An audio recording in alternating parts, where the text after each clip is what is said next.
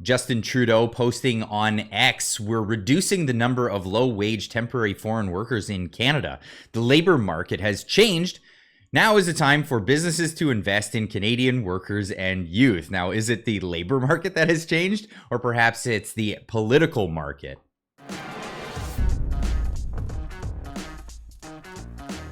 Now, it wasn't that long ago, Justin Trudeau was touting the Century Initiative, this whole idea of bringing 100 million people to Canada, or at least increasing the population to 100 million people. We're currently at 40 million people in a very, very short amount of time. Of course, largely unpopular as soon as people found out about this and saw the initiative taking place and flooding our country with new Canadians all over the place. Now, political pressure is pointing in the direction of, well, changing this policy entirely. Now, Justin Trudeau coming out and saying Canada's immigration policy is extraordinary and an important advantage because it helps drive growth and improves the lives of so many Canadians, and will continue taking a responsible approach to immigration. They've been so responsible. They're just going to continue to be responsible, and this is how they're going to be responsible. You're saying you're taking a holistic approach when it comes to immigration, considering the number of temporary workers when you're looking at permanent residency, but just on PR,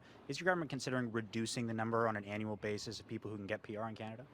Those are the discussions that we're having as a cabinet here and over the coming months, making sure that our immigration, which continues to be an extraordinary, important advantage that Canada has in the world, that contributes to growth, contributes to well-being of so many Canadians, continues to be the way we operate, but it has to be done right. So we're looking at the various streams to make sure that as we move forward, Canada remains a place that is positive in its support for immigration, but also responsible in the way we integrate and make sure there's pathways to success for everyone who comes to Canada. Well, there's been 9 years to make it right, and have they done that? Well, now they're cluing in. Hey, perhaps we should not do it the way we've been doing it. We're gonna be, oh, look at the smug look. Anyway, moving on, Toronto Star reporting today that the government officers were told to skip fraud prevention steps when vetting temporary foreign worker applications.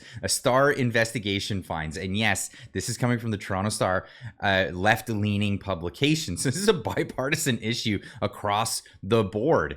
As Trudeau government promises to crack down on temporary foreign worker program, it admits has been abused. A Star investigation has revealed the government is fast-tracking applications by directing process officers to skip crucial steps designed to prevent fraud. Hey, but we were told they're vetting these people. They're vetting people that are coming into the country en masse. And I'm not talking about a few, maybe a few hundred or a few thousand. We're talking hundreds and hundreds of thousands of people coming into Canada, not being vetted. Hey, guess what? And they're not coming in because there's jobs needed. No, they're coming in on these LMIA scams, which has been reported on, not by our media, but by it's incredible. It's independent media that has brought this story to the forefront, in spite of the media omitting all of this information in their reports.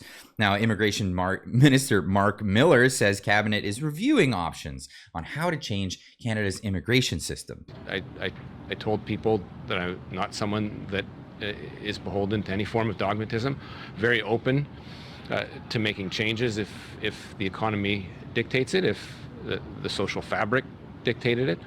And so I've heard from provincial premiers, I've heard from my colleagues, counterparts in other provinces, I've heard directly from Canadians about where they see the direction of immigration going.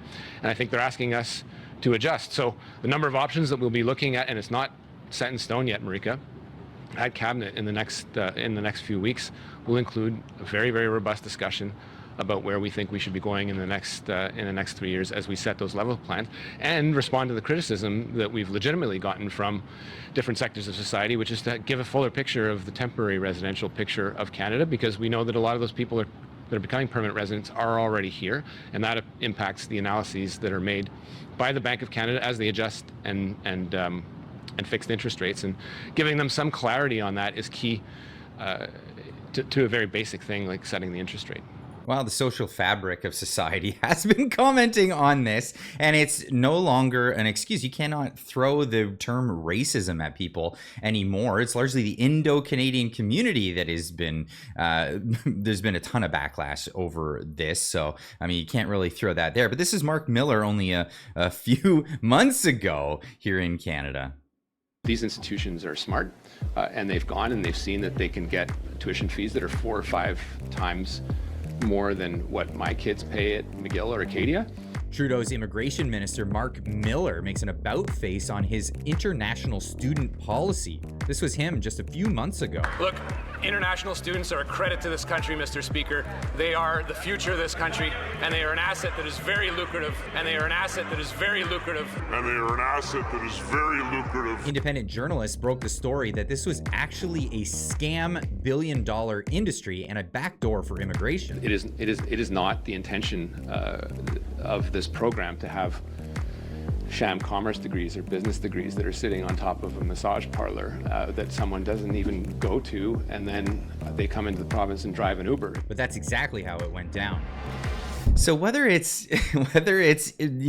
temporary foreign workers or these student visas, why is it that the Mark Miller, the immigration minister, is the last to find out about all these scams and the last to find out about the things it's all happening on his watch? Now, of course, Sean Fraser, who used to be the immigration minister, he's now the housing minister. What a great place to put him, of course, right after flooding the nation with a lot of new people. Now he's saying that he will rein in temporary foreign workers program after historic influx. That's what the Liberals are going to do. Canada continues to admit temporary foreign workers as immigrant youth employment rate ticks up. The unemployment rate is ticking up crazily. Speaking to reporters in Dartmouth, Nova Scotia, before the start of the Liberal cabinet retreat in neighboring Halifax, Fraser justified the government's past decisions. Hey, what he was doing in the past was totally fine. That whole plan of 100 million people by 2030, whatever number they had, yeah, that's totally fine. But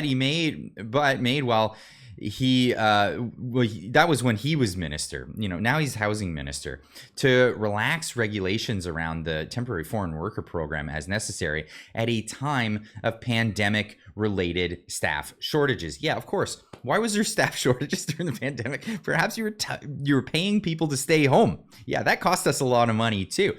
But he acknowledged that the dynamic is different now, that there are signs of stress in the labor market. Wow. Isn't that interesting that there's stress in the labor market now that there's too many people for how many jobs are available? That's an interesting dynamic. Now, Pierre Poilievre chiming in on this article that I was just reading. Sean Fraser opened the floodgates for low-wage foreign workers, specifically in Canadian communities with high unemployment rates, where our youth can't get work, so corporations could treat them like modern-day slaves, in the words of the UN. They reported on this previously. The UN actually did a report saying there is slavery in Canada. Unbelievable. Not to mention, we had housing for these foreign workers.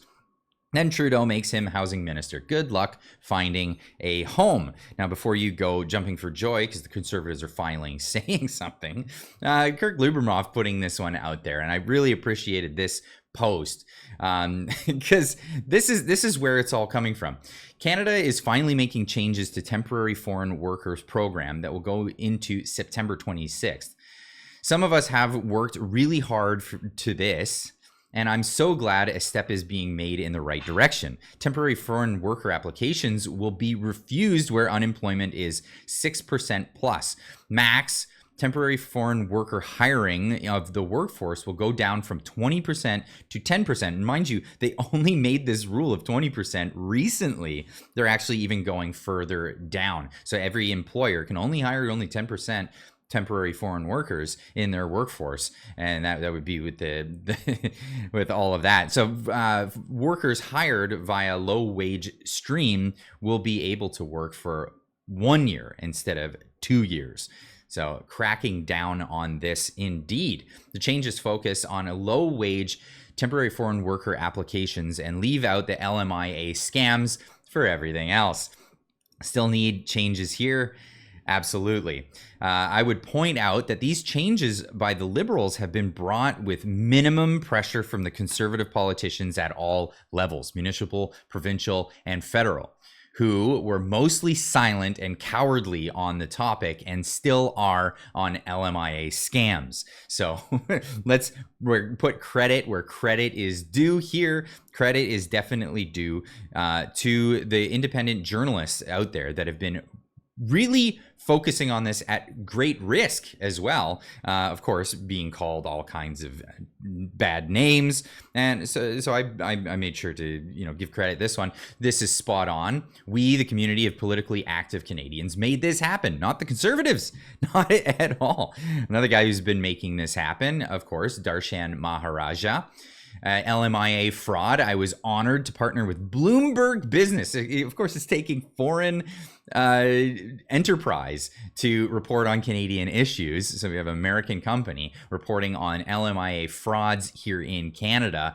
Of course, the link is not paywalled until August 21st. So sorry if you want to read this link. I'll leave a link in the description down below, but there will be a paywall on this now, but that was the situation. So yeah, let's not jump on board with the Conservatives quite yet. Maybe let's put a little bit of pressure on the Conservatives and say, hey, I want to hear a little bit more out of you guys, a little bit more pressure going there. Anyway, this week, Friday's live stream, I'm going to have Darshan Maharaja, I'm going to have Kirk Lubimov on the live show, as well as myself and Marty up north. This is going to be a very interesting conversation talking about immigration in Canada, but it doesn't stop there.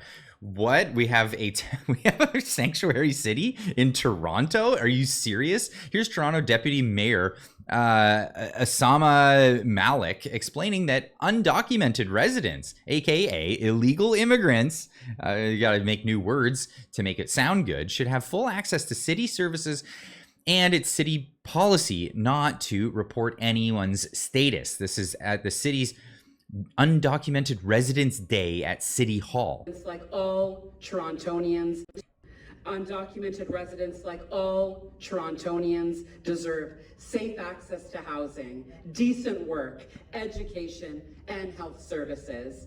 And with Toronto's Access TO policy, undocumented residents can access municipal services in Toronto without fear of discrimination or their status being shared with other orders of government, putting them at risk for detention and deportation. And that needs to be shared at every single level of government.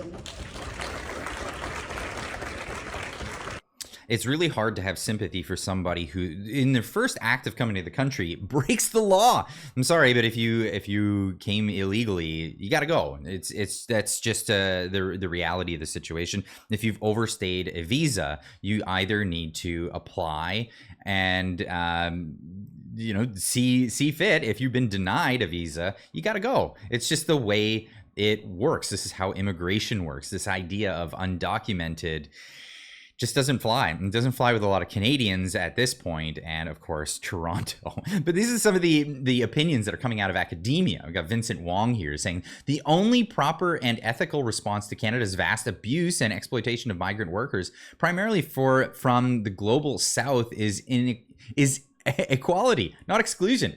PR on arrivals, permanent residence on arrival, and regularization for migrant workers and their families already here, not harsher bordering policies. Couldn't disagree more, but hey, this is what's coming out of academia. I'd love to hear what you have to say on the topic. Of course, leave a comment in the comment section down below. Let me know what you think. There's a lot of opinions flying here, so just say what you have to say in the comments down below.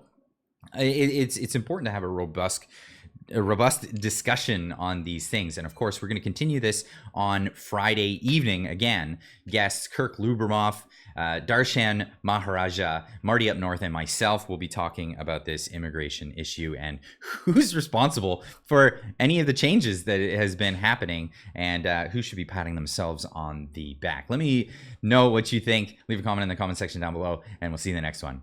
Keep on trucking.